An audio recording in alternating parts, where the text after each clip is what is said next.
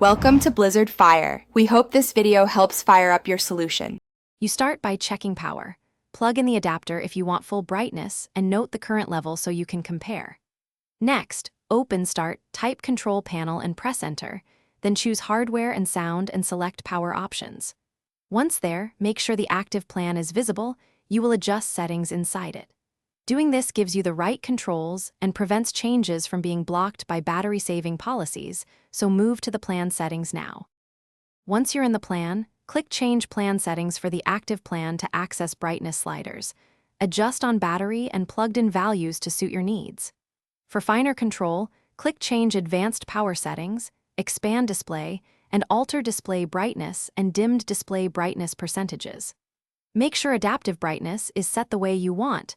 Turn it off to avoid automatic shifts. These steps let you control both immediate brightness and how Windows behaves when power profiles change. After making changes, click Save Changes and test by switching between battery and plugged-in states to confirm behavior. If you don't see brightness sliders or adjustments have no effect, open Device Manager and update or reinstall the display adapter driver because drivers often control brightness features. If problems persist, restart the laptop and run the built-in power troubleshooter. That often fixes corrupted settings. One key trick.